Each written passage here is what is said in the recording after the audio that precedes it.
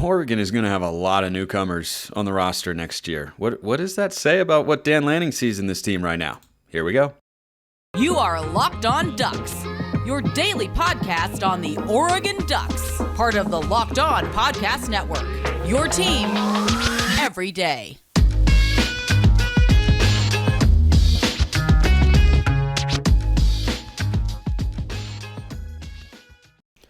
Yes, it is that time once again for Locked On Ducks. I'm your host, Spencer McLaughlin. Thank you so much for making this your first listen or your first view of the day if you're watching on YouTube. Part of the Locked On Podcast Network, your number one source to stay up to date with the Ducks, which is why, if you haven't already, like, comment, subscribe wherever you listen to or watch this show. Big shout out to everybody who has done so already, and big shout out once again to my man John Garcia Jr., our recruiting insider here at the Locked On Podcast Network. Three-peat on the way is the mantra there on the whiteboard. It's a valid question to ask, and I tell you what, we don't feel as bad here. I was going to say we should have known. We should have known from that point. Yeah, we got the indicator right out of the gate, and we just said, "Oh, okay. Well, it's because Oregon has work to do." No. It's just because Georgia's way better than everybody else at this point in time. Don't tell that to Nick Saban though; he'll get very grumpy and grouchy.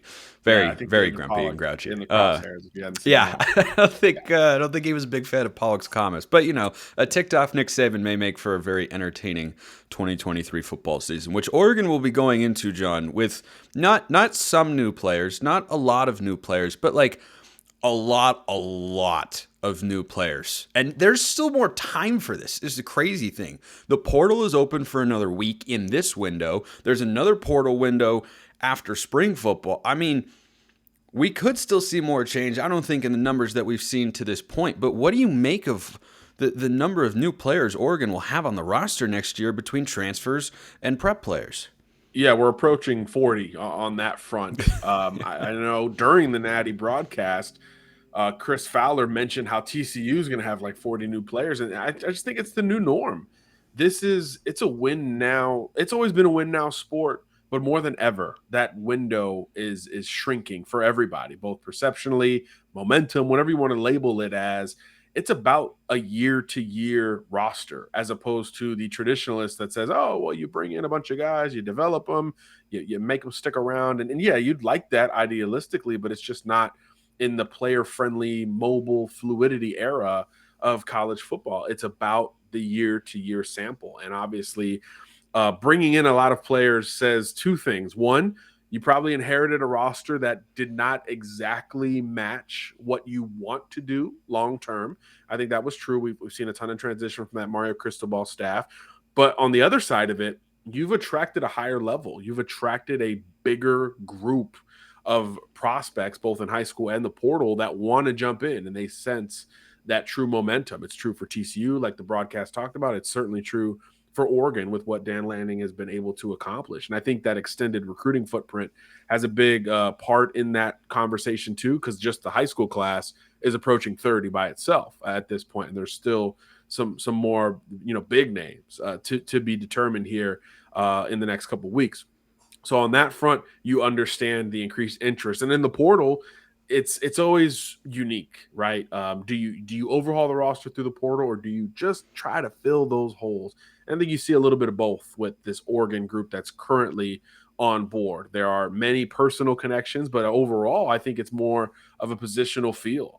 You've hit some areas that needed to be addressed as soon as possible, and obviously the portal players offer you just a little bit more comfort in bringing them in. So that window closing in the next week, and then the other window opening will still be pretty darn fluid. But I think it just says that it's a modern program, that this is a program that is going to hit the ground running and use all of the current, most up-to-date available resources in doing so from a year-to-year, really a semester-to-semester basis. And that is the name of the game in college football for everybody trying to catch Georgia, trying to catch Alabama, Ohio State, and some of these programs that find their way into the playoff seemingly every year.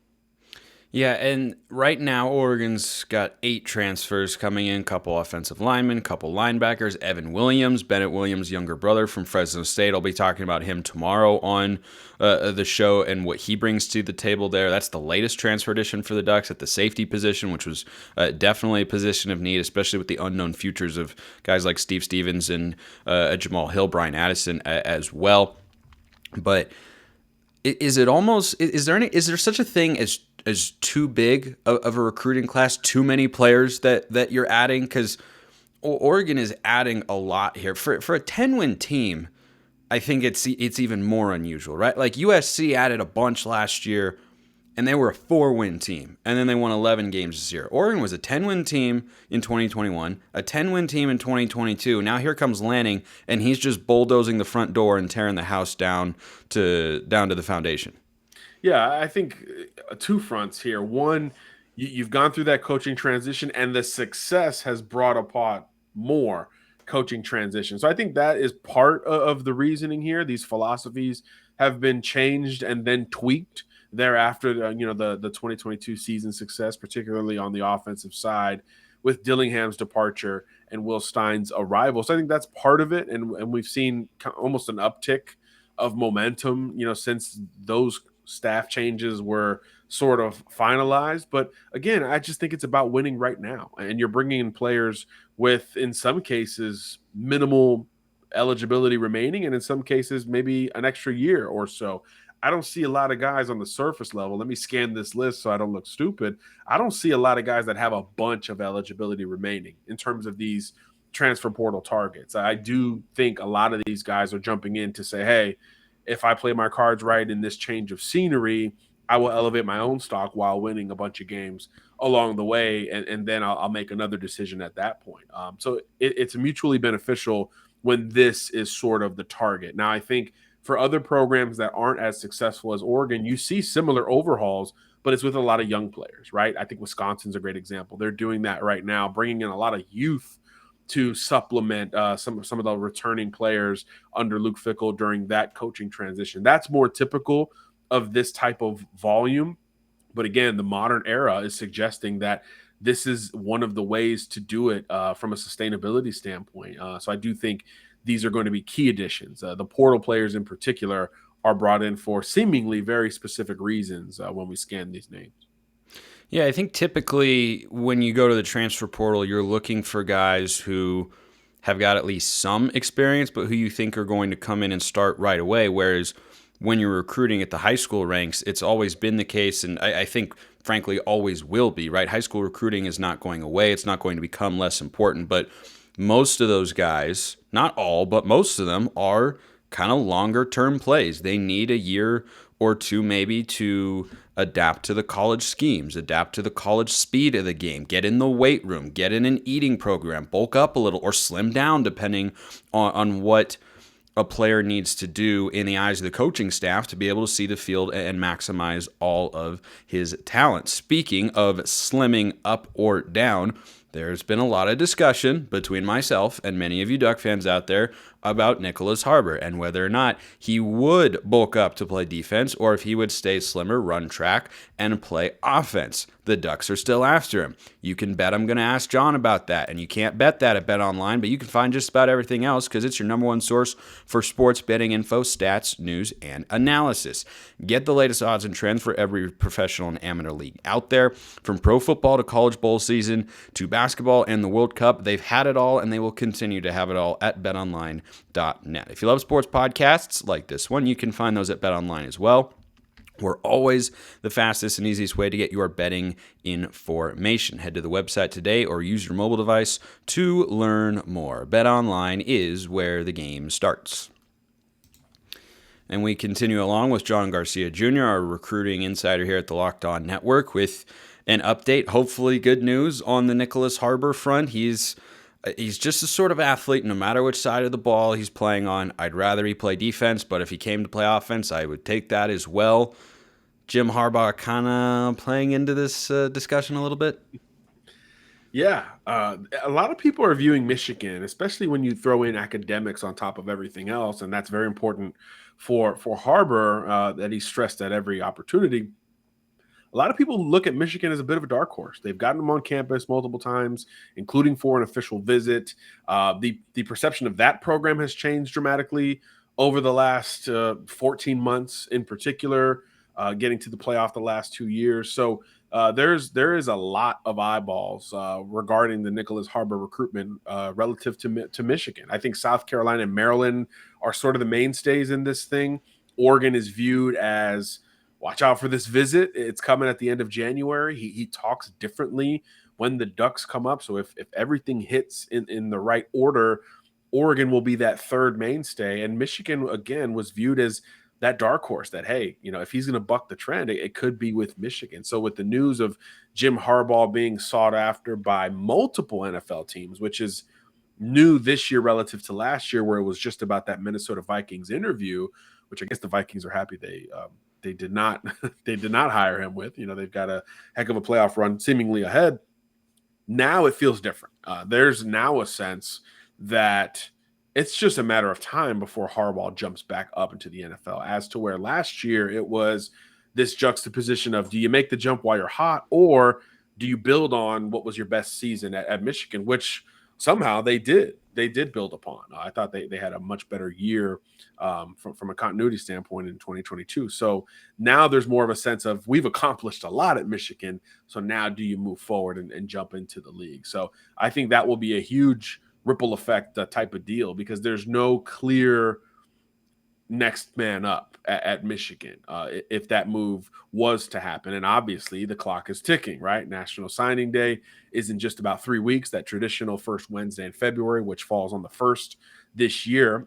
So I think that'll factor in plenty to this Nyckoles Harbor recruitment. And it could coincide with that Oregon visit, which is right before he makes that decision, in theory, if he comes off the board February 1st. So the positioning and the current positioning of Oregon's trip is about as good as you could have hoped for. And there's still no record of another visit materializing. Maybe Miami is the last thing Nyckoles told us at the Under Armour All-America game week, but nothing set in stone. As of right now, because of track and his other obligations, Oregon is the only official visit between now and when he actually comes off the board. So if that coincides with a move at Michigan, I think the Ducks' chances increase maybe 2 or 3-fold, and it becomes a 3-team race between the Ducks, the Maryland Terrapins, which is the in-state school, and South Carolina, which is one that he has frequented sort of the most behind the scenes. So I think it will be a very weird final 3, but one when you factor in the timing of the visit, track and field's priority level, which, again, I think he's more likely to stay trim and run track out of those scenarios you presented. I think all of those things bode really well for the trajectory of the Ducks in this recruitment. Tracktown USA. Sorry, I had to clear my throat there, just in case Nyckoles or any of his family members or friends are watching or listening to this particular show. Trackdown Pizza. Okay, so moving on to a transfer target that Oregon is looking at, a guy who I'm sure you remember from just a couple of recruiting cycles ago. His name is Jordan Burch. He went to South Carolina. He was a very highly sought-after recruit, one of the 10 best in the country on 24/7. Don't know where you guys had him on SI. I assume in that similar sort of range. Oh, yeah. Mm-hmm. So he's on the Ducks' radar. Dan Lanning was his primary recruiter when Georgia was trying to get him coming out of high school. He ended up choosing South Carolina. He went there for 2 seasons. He hasn't been unproductive, but he hasn't been the sort of Jadeveon Clowney type player that they were hoping he would be. So first, John, what do you make of the idea of adding a guy like that who had a lot of hype out of high school, but so far at the college level has been fine, but underwhelming based on the standards that had kind of been set by the recruiting hype? Look, I think that kind of predicates why he's hitting the portal. I think there's some thought, at least in his camp, that it's the situation that he's been put in and the coaching staff that's been around him that has potentially stunted some of that momentum. We have seen flashes. I think, I know South Carolina wanted him to stay on the roster. There was some back and forth before he hit the portal, which is why he was such a late addition to the transfer portal relative to a lot of these guys that have jumped in it. So I think that's a big deal, right? The trajectory is still certainly moving up. The arrow is still pointed up with Jordan Burch. I think he's an inside out player. And I think in Dan Lanning's scheme, there's just been a lot of continuity with those players making huge plays. We saw it last year at Georgia with the Jalen Carters and Devontae Wyatts of the world. He's been able to do it at Oregon, and Brandon Dorlus just announced he's coming back. These inside out kind of tweener guys are really in Dan's wheelhouse, and it's a friendly position within this defense. And obviously Georgia was very much under consideration. A lot of people thought Burch was going to end up at UGA in the end, so he ends up saying no to Dan Lanning on the front end and joining South Carolina. So now on the back end, especially with a visit in the books, there's a sense that Oregon could be a major player in this Burch recruitment. But Georgia's in the conversation, and now obviously they have time to go back home and potentially host him for visits. A bunch of other schools want in on this recruitment. So it's definitely an uphill battle for everybody trying to win this sweepstakes. But in terms of the fit and the precedent, there's a lot going for Oregon because of its scheme and obviously its head coach and relationship builder in Dan Lanning. So I wouldn't count him out. And there's another sense that this thing could end soon. And I think that's even better news for the Ducks.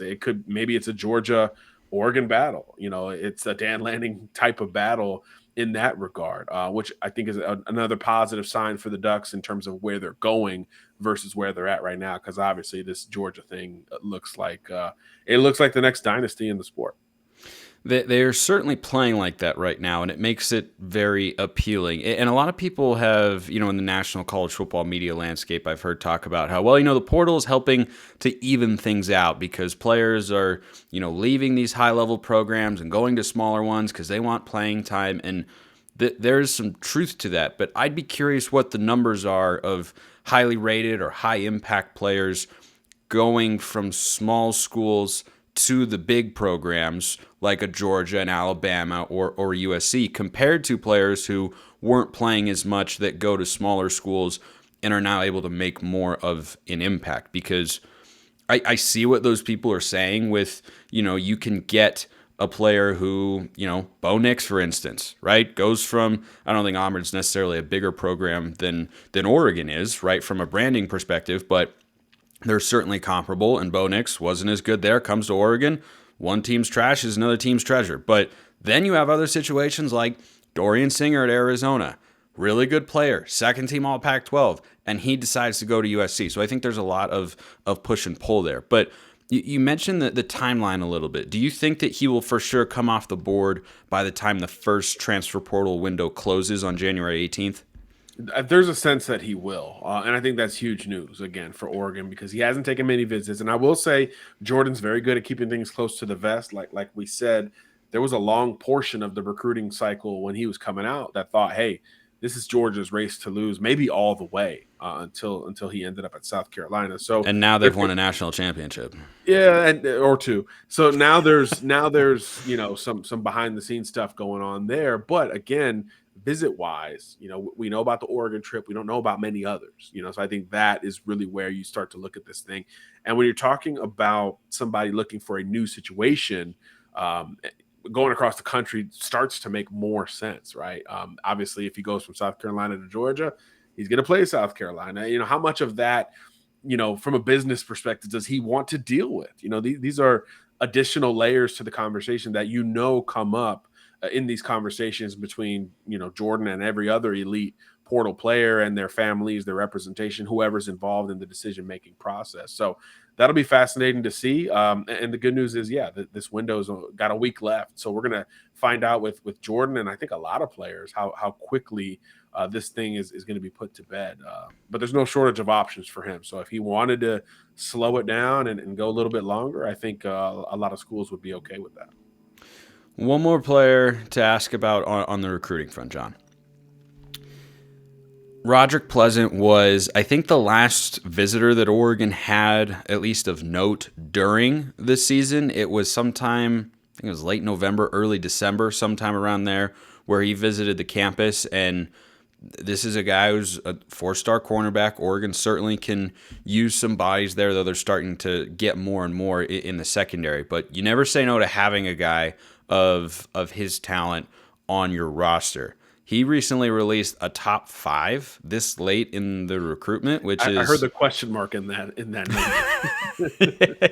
yeah, that's unusual to say the least. I remember around this time last year, Jalil Florence was down to USC and Oregon, and there were a couple other players that Oregon was going after that were down to Oregon and 1 or 2 other schools. But Pleasant listed 5 potential. Are there really 5 in the running for him?